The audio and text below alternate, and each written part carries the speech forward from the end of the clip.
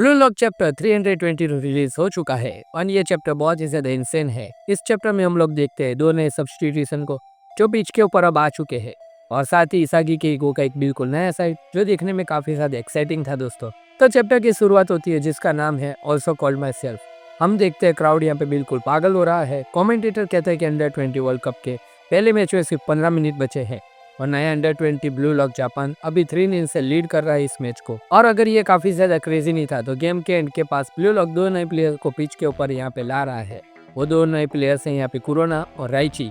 Corona jump करके आता है एंड बोलता है शार्प और दूसरा है राइची जो यहाँ पे बिल्कुल ही पम्प्ड अप लग रहा है अपना पहला मैच खेलने के लिए एंड चिल्लाता हुआ एक्साइटमेंट से वो पिच के ऊपर एंट्री करता है। राइची स्मार्क करता है और कहता है कि here comes Richie the closer. Corona दूसरी तरफ बस रिपीट करता है कि हम जीतने वाले हैं, इसे एंड कर देते हैं। हम देखते हैं चिगिरी और योरी के बदले वो दो प्लेयर यहाँ पे पिच के ऊपर आए हैं एंड उन दोनों को बेंच कर दिया है। फिर भी उन दोनों के चेहरे के ऊपर फायर है। वो दोनों राइची और कोरोना को देखते हैं एंड कहते हैं कि अब सब तुम दोनों के हाथ में है। फिर हम जाते हैं वापस ईगो के ऊपर जो कहता है कि एक्सपेरिमेंट खत्म हो गया है, अब सिर्फ 15 मिनट बचे हैं मैच के अंदर। वो इंटेंस लुक के साथ ब्लू लॉक को कमांड देता है कि नाइजीरिया को यहाँ पे 0 पे ही रखो, मतलब कि उनको अभी भी एक भी गोल स्कोर करने नहीं देने वाले ब्लू लॉक वाले। फिर मैच वापस स्टार्ट होता है और राइची, इसागी और रिन बिना टाइम वेस्ट के नाइजीरियन टीम के ऊपर चढ़ जाते हैं बॉल छीनने के लिए।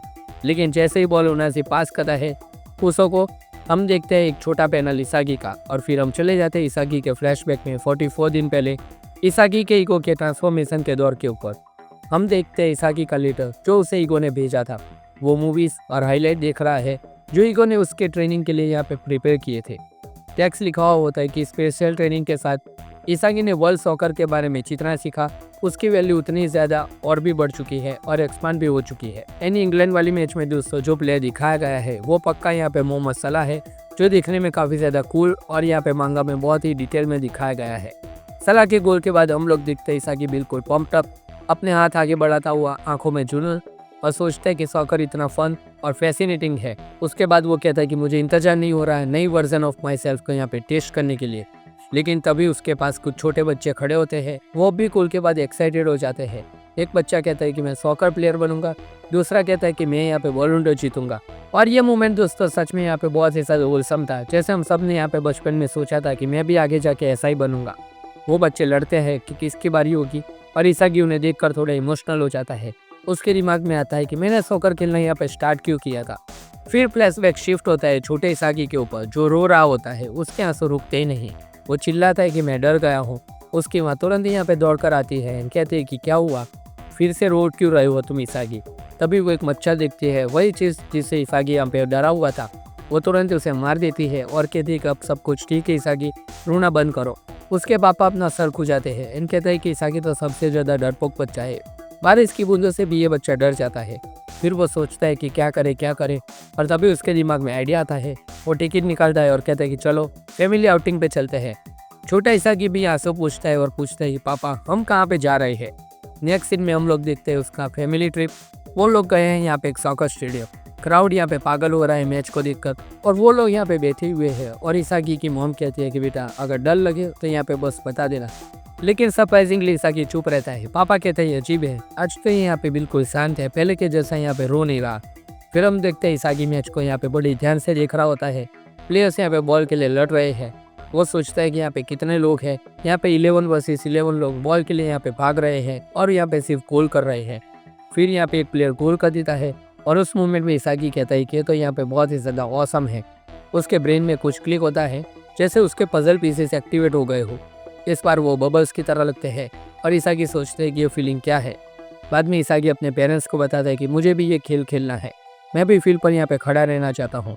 उसके पेरेंट्स ये सुनकर बहुत ही ज़्यादा खुश हो जाते हैं।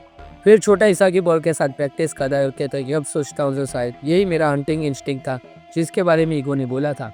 वो टीवी पर नोएल नुआ को देखता है और कहता है कि सॉकर बहुत ही ज़्यादा मज़ेदार चीज़ है, मुझे और सीखना है और भी ज़्यादा स्ट्रांग होना है।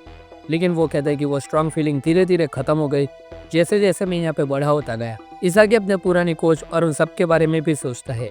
वो फीलिंग यहाँ पे दब गई थी, ऑलमोस्ट गायब हो गई थी, उसका दिल ऑलमोस्ट यहाँ पे मर गया था। लेकिन जब उसने ईगो का स्पीच सुना, कॉमन सेंस को तोड़ दो, और जब वो ब्लू लॉक गया और सब ईगो इससे मिला, तब उसे समझ में आया वो एक्साइटमेंट जो बचपन में थी वो खुद ही यहाँ पे उसके अंदर की क्यूरियोसिटी थी। फिर वापस गेम के ऊपर कट करते हैं और हम लोग देखते हैं साथ डिओ, राइची और कोरोना को वो लोग ओनाजी से बॉल छीन लेते हैं। ये एक और प्रूफ है कि ओनाजी यहाँ पे बिल्कुल मिड लेवल प्लेयर है। राइची यहाँ पे खुशी से चिल्लाता है कि तेरे हिसाब से यहाँ पे नहीं होगा और ओनाजी को ल्यूमिनस टॉप बोल देता है। कोरोना ऐड करता है कि अब हमारी बारी है। यहाँ पे ओनाजी इरिटेट होता है, लेकिन बेलो यहाँ पे दौड़ता हुआ आता है हीरो बनने के लिए। कहता है कि अभी ख़त्म नहीं हुआ, मैं यहाँ पे बॉल छीन लूँगा। लेकिन तभी हम लोग नीचे देखते हैं एक पैनल इसागी के आँखों का, जो अब मेटाविजन के स्टेट में आ चुका है। इसागी कहता है कि अगर मैं खुद को एक्साइट नहीं करूँगा तो मेरे लिए ज़िंदगी कौन जिएगा। उसके पजल पीसेस एक्टिवेट हो जाते हैं। वो बिलो को धक्का दे के बॉल ले लेता है। बॉल लेके इसागी दौड़ने लगता है, सोचता है कि एडेप्टिंग, एक्सपेक्टेशन को तोड़ना, प्लेजर, फ्रस्ट्रेशन, डिस्पेयर, सब कुछ मुझे बेटर फील्ड पर जीतना है ताकि मैं नए वर्जन को यहाँ पे टेस्ट कर सकूँ और यहाँ पे उससे मिल सकूँ। और लास्ट पैनल में हम लोग दिखते हैं इसागी का बिल्कुल डिमोनिक फॉर्म, स्मग के साथ, डार्क आंखें, पजल पीसीस है हर तरफ, बिल्कुल पुराने ब्लू लॉक वाले वाइब्स। वो चिल्लाता है कि आओ सब लोग, मुझे अपना 100 का स्टिमुलेशन दो। और इसी मोमेंट पे यहाँ पे चैप्टर खत्म होता है। नेक्स्ट चैप्टर का टाइटल है दोस्तों होप्स ऑफ सनलाइट। थोड़ा फनी लगता है, डिमोनिक मोड से सीधा सनलाइट की तरफ हम लोग आगे बढ़ने वाले हैं। अब चैप्टर के बारे में थोड़ा डिस्कस करते हैं। सबसे पहले सब्स्टिट्यूशन की बात करें। ऑनेस्टली मुझे थोड़ा बुरा लगा चिगिरी और हियोरी के बेंच होने पर। राइची आया तो दोस्तों उससे ज़्यादा कुछ फ़र्क नहीं पड़ता, बट कोरोना पाए उस बंदे के लिए यहाँ पे दोस्तों मैं जेन्युइनली खुश हूँ कि उसको यहाँ पे थोड़ा खेलने का मौका मिला। कोरोना ने आते ही दिखा दिया कि वो क्या कर सकता है। राइची के साथ मिलकर उसने ओनाजी से बॉल छीन ली। कोरोना फील्ड पे है तो मैं यहाँ पे क्यूरियस हूँ कि क्या हमें वो कॉम्बो इसागी के साथ देखने को मिलने वाला है जो हम लोगों ने यहाँ पे न्यू इको लीग में देखा था। न्यू इको लीग की तरह यहाँ पे बहुत सारे प्लेयर्स है जो इसागी को यहाँ पे बिल्कुल परफेक्टली पास कर सकते हैं।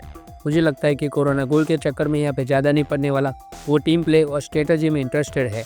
और जब एक पूरा फ्लैशबैक इसागी को यहाँ पे डेडिकेट किया गया है तो ये यहाँ पे क्लियर इंडिकेट करता है कि इसागी यहाँ पे गोल स्कोर करेगा अगले चैप्टर के अंदर। तो यहाँ पे कोई भी मीनिंग नहीं बनता यहाँ पे इतना सारा फ्लैशबैक दिखाने का।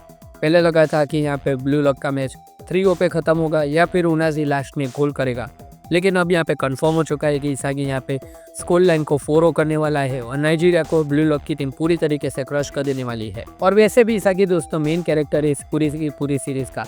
उसके गोल से सारे के सारे फैंस यहाँ पे और भी ज़्यादा एक्साइटेड हो जाएंगे। अगर ऑथर दोस्तों यहाँ पे इसागी के गोल के साथ ये मैच को एंड करता है तो यहाँ पे दोस्तों बहुत ही ज़्यादा मजा आ जाएगा कि ब्लू लॉक ने यहाँ पे एक टीम को बुरी तरीके से यहाँ पे क्रश कर दिया और अंडर-20 वर्ल्ड कप में ऐलान कर दिया कि हम लोग यहाँ पे अंडर-20 वर्ल्ड कप जीतने के लिए आए, ना सिर्फ खेलने के लिए।